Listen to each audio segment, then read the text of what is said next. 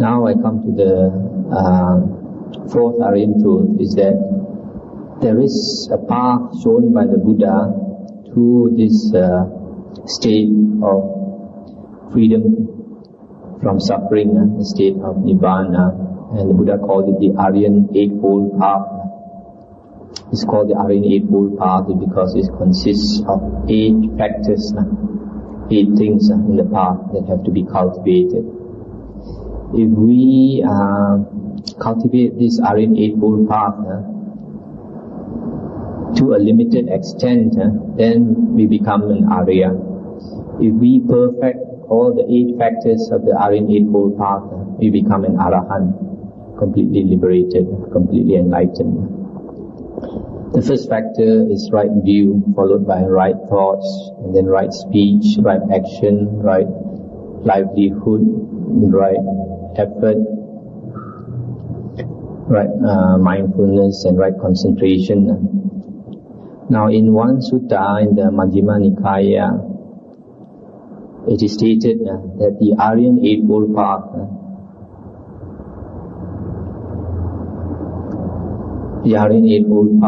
must start with right view. You must have right view, otherwise you have not entered the path. First you have right view, and after cultivating right view, that leads you to right thoughts. And right thoughts will lead you to right speech, and right speech will lead you to right action, which will lead you to right livelihood, and then to right effort, and then to right mindfulness, and finally right concentration. So that is how the path has to be cultivated one by one. What's the meaning of right view? Right view means an understanding of the 4 Ariyan truths. But there are different levels, of course. If you understand it on a shallower level, you attain the first stage of the Ariyan path, a Sotapanna. If you understand it fully, then you become an Arahant, one fully enlightened. And it also implies an understanding of karma. But an understanding of karma by itself is not enough for you to become an Arya. You have to understand the 4 noble truths, 4 Ariyan truths to a certain extent to become an Arya. Now how do we get right view?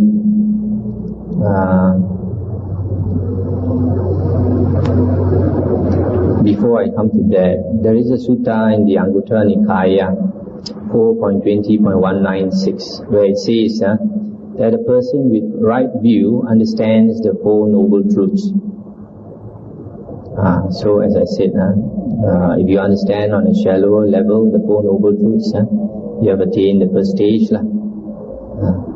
So a person with right view is already an Arya. So that's why right view is very important. Now in the Majjhima Nikaya number 43, only 2 conditions are given by the Buddha for one to attain right view. What are these 2 conditions? One is listening to the Dhamma, and the other one having Yoniso Manasikara, which is sometimes translated as proper attention, or thorough attention, or thorough consideration. So, when you listen to Dhamma, the Dhamma in the Anguttara Nikaya 4.180, Dhamma means the suttas. That's quite clear because in the Anguttara Nikaya 4.180, the Buddha said, if any monk says that such and such is the teachings of the Buddha, then without welcoming it, without scorning him or scorning his words, then you have to examine what he says to be the teachings of the Buddha with the suttas and the Vinaya. So from that sutta we know that Dhamma only refers to the suttas. Things like the Abhidhamma came later, much later. because if you listen to the early discourses of the Buddha, you find that the Buddha called his teachings Dhamma Vinaya, and the Buddha defined Dhamma as the suttas in Anguttara Nikaya. Whereas later they talk about Tipitaka and Tripitaka. That's found in the later books, including the Mahayana. But Tripitaka was never even mentioned once by the Buddha, or Tipitaka not even mentioned once by the Buddha in the suttas. He always called teachings the Dhamma Vinaya, and he said Dhamma Vinaya refers, and there were monks' monastic code. So you see, to attain right view, you must listen to the suttas or study the suttas, and then you have proper attention, then you attain right view. There is another important sutta in the Samyutta Nikaya 46.4.8, where the Buddha says that when one listens to Dhamma attentively, that means listen to the discourses of the Buddha attentively, the five hindrances exist not in him, and the seven bojjhanga become complete. The seven bojjhanga, the seven factors of enlightenment, become complete. And when you are listening to the suttas attentively, the five hindrances do not exist in you at that time. These are the conditions for Arya attainment. That means just listening to the suttas, you can become an Arya. And that is quite obvious in the suttas and the Vinaya. Many people listen to the suttas as we have them today in the Nikayas for the first time, even without meditation. They became Sotapanna, the Buddha said. They became Sotapanna. Another sutta, Samyutta Nikaya 55.1.5. The factors for stream entry, Sotapatti, Yangani, these things that will bring you stream entry or Sotapanna. First one is association with true men. That means true men are those who know the true Dhamma. The second one is hearing the true Dhamma.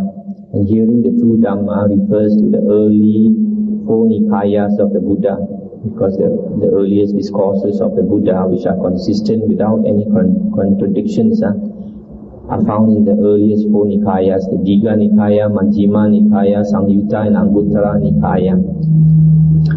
So the first one is association with true men, the second one is hearing the true Dhamma, the third one is having yoniso manasikara, proper attention or thorough consideration, and the fourth one is practice of Dhamma in accordance with Dhamma, that means living by Dhamma. You put the Dhamma that you learn into practice. Just these four things will bring you stream entry, association with true men, hearing the true Dhamma, having proper attention, and living according to Dhamma. Now this word Sotapanna is usually translated as stream enterer. But that is not the only translation. This word Sotapanna consists of two words, Sota and Apana. Sota can mean stream, but the common meaning of Sota is the ear, and Apana means entered. So this word Sotapanna is probably also translated as ear enterer. That means the Dhamma has entered the ear, has penetrated, that person has understood. And we find that is probably, yes, I was saying that the other translation for Sotapanna is one whose ear has been penetrated. And the reason for this is that the Buddha calls his disciples Savakas. Savakas, listeners. All the Buddha's disciples are called Savakas, hearers, listeners. And they all listen to the Dhamma. And in the Anguttara Nikaya 3.85 and 9.12, the Buddha compared the four stages of Aryahood with the three factors of training. The Ariyan Eightfold Path can also be said to consist of three things: Sila, Samadhi and Panya, moral conduct, concentration and wisdom. And in this sutta, Anguttara Nikaya 3.85, the Buddha said that the Sotapanna and Sakadagami have perfect Sila. The Anagamin has perfect Sila plus Samadhi, whereas the Arahant has perfect Sila, Samadhi and Panya. So you find that the Anagamin and the Arahant, both of them must have perfect Samadhi, perfect concentration. And perfect concentration in the suttas always is defined as the 4 jhanas or one-pointedness of mind. So in this sutta you find the Sotapanna and Sakadagami, they don't need the one-pointedness of mind. They don't need perfect concentration. And the difference between the Sotapanna and Sakadagamin is that the Sakadagamin has attenuated or has decreased greed, hatred and delusion. Now to decrease greed and hatred are actually part of the 5 hindrances. The first 2 factors of the 5 hindrances is sensual desire and ill will. And sensual desire and ill will is synonymous with greed and hatred. So for a person to decrease the 5 hindrances slightly, he needs concentration to a certain extent. Not perfect, because if it's perfect, for the Anagamin is completely eliminated. This sensual desire and ill will completely eliminated, whereas in the Sakadagami is reduced.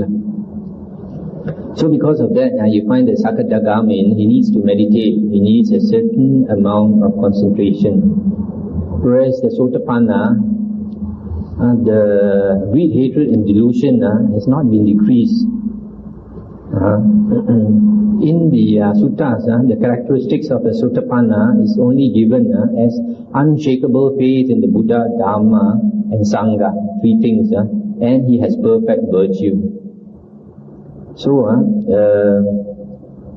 the Sotapanna only has unshakable faith into triple gems, and he has perfect virtue. But perfect virtue does not mean that it is so perfect that he does not have any faults, In the Anguttara Nikaya 3.9.85, it is said that even an Arya can have minor transgressions, Now,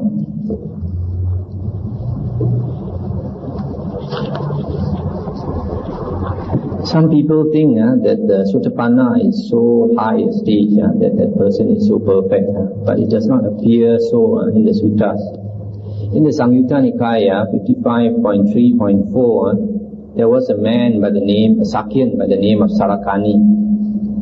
And when he passed away, people came and informed the Buddha and asked the Buddha, where has Sarakani taken rebirth? And then the Buddha said, don't worry about Sarakani, something like that. Said that Sarakani had already become a Sotapanna. And when some people heard about this, they got very angry, Why? Because they said that Sarakani failed in the training and took to drink. And according to the commentary, failed in the training means he could not succeed in the training of a monk. That means he disrobed. And then he took to drink. The fact that they got angry seems that he didn't take to drink in small quantities. He probably drank quite a lot.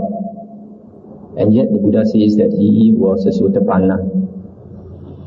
And then in another sutta, Majjhima Nikaya 14, a relation of the Buddha, I think a cousin of the Buddha called Mahanama, he came to see the Buddha and he told the Buddha that for a long time, even though for a long time he has learned the Dhamma and understood the Dhamma, and yet sometimes greed, hatred and delusion obsess him and control his mind, so that he has to act according to greed, hatred and delusion.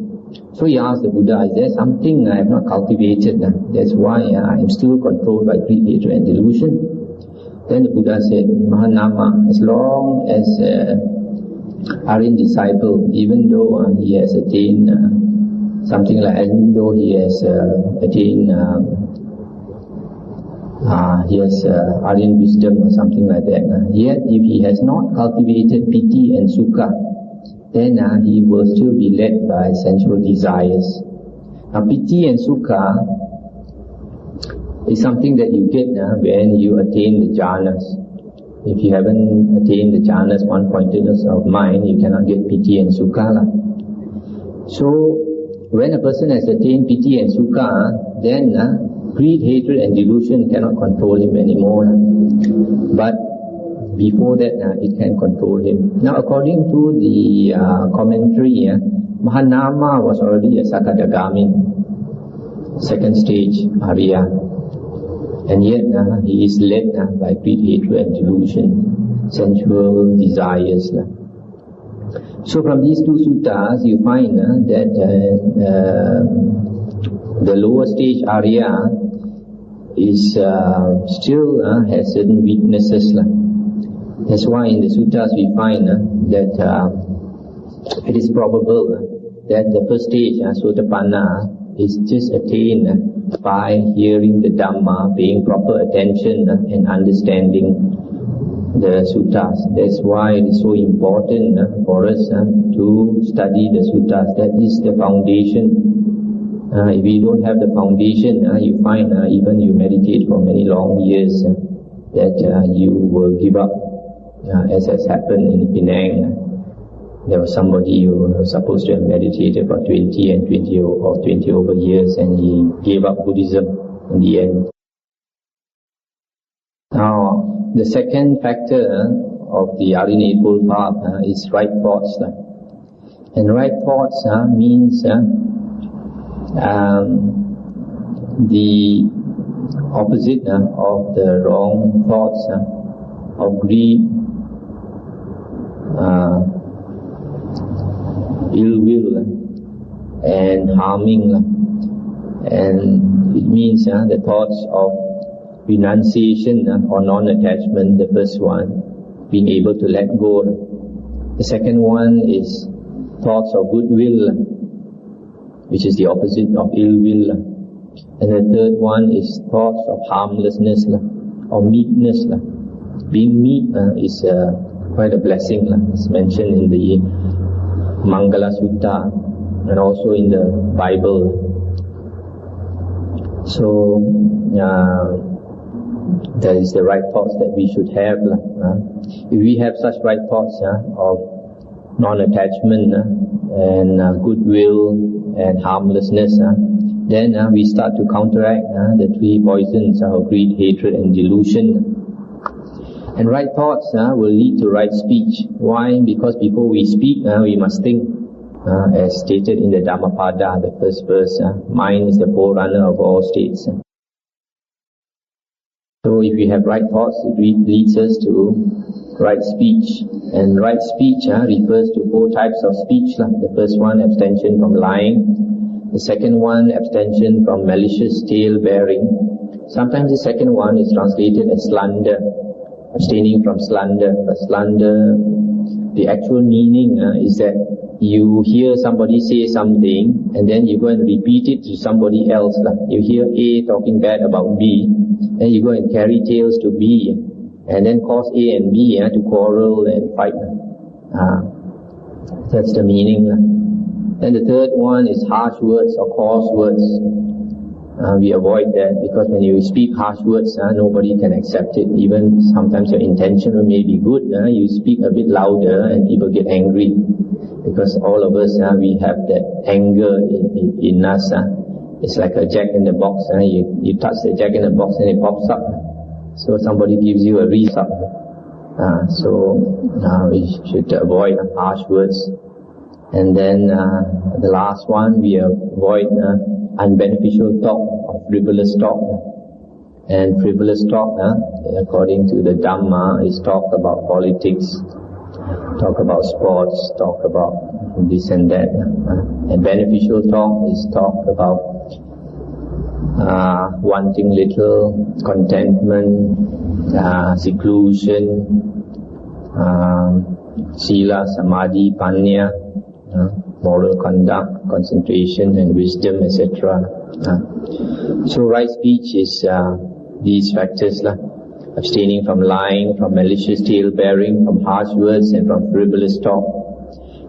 Also you can say right speech is that which is truthful, that which is timely, that which is beneficial, that which is gentle, and spoken with the mind of love, loving kindness.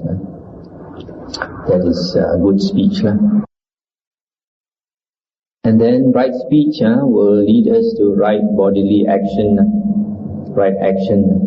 And right action means abstention from killing, using the body to kill, from stealing, from committing adultery.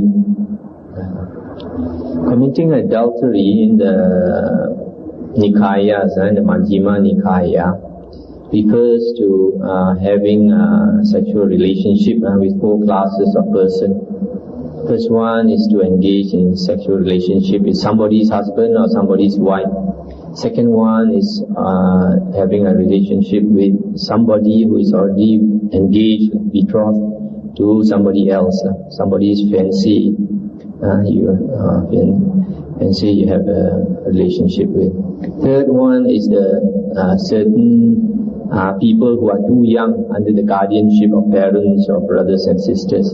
The fourth one is somebody who is by convention is not allowed for you to engage in a sexual relationship. For example, the king's concubines, or a monk or a nun. These are the 4 classes of people. If you engage in sexual intercourse with them, that amounts to adultery. And then right action leads to right livelihood, and right livelihood means abstaining from the kind of livelihood that would do harm to others especially, or do harm to yourself. And 5 types of trades are specifically mentioned by the Buddha. The first one is trading in human beings, that means in slavery. That's the first type that is wrong. The second one is rearing animals to sell for their meat. For example, rearing chickens and pigs to sell to the market for slaughtering. That's the second type of wrong trade. The third type is trading in weapons, weapons that kill. Fourth one is trading in poisons or drugs or insecticides and all that that kill living beings. And the fifth one is trading in intoxicants, liquor or drugs, etc. These are the types of trading that should not be carried out by lay people. And then right livelihood leads to right effort. And right effort is defined as the first 4 types of things are involved. The first one is to discard unwholesome mind states that have arisen. Unwholesome or unskillful mind states that have arisen. The first one. The second one is to prevent unwholesome mind states that have not risen from arising. To prevent unwholesome mind states from arising. Third one is to develop unarisen wholesome mind states. And the fourth one is to promote wholesome mind states that have already arisen, to make it increase. Now what are unwholesome mind states? Unwholesome mind states are involved with greed or attachment, anger or ill will, delusion, conceit, aversion, jealousy, stinginess, shamelessness, restlessness, etc. These are unwholesome mind states. So if they have not arisen, we try to prevent them from arising. If they have already arisen, we try to discard them or decrease them. And then wholesome mind states are are states connected with renunciation or unattachment, goodwill, mindfulness, humility, generosity, conscience, a sense of remorse, tranquility, etc. So these wholesome mind states, if they have not arisen, then we try to develop them, bring them up. Or if they have already arisen, then we try to promote them, make them increase these wholesome mind states. That is right effort. So right effort is concerned with watching your mind, to watch the mind and see these states. Why we have to watch the mind? Because where does our dukkha come from? Our suffering comes from the ego, from the sense of an I, a self. And where is the sense of an I or self? In the mind. The I or self arises every moment in the mind. Every time a consciousness arises, this I arises. When the consciousness ceases, there is no I. Consciousness arises, I arise again. So because the I is created there in the mind, that is why we have to watch the mind, to see that we have wholesome or skillful mind states, not unwholesome or unskillful mind states.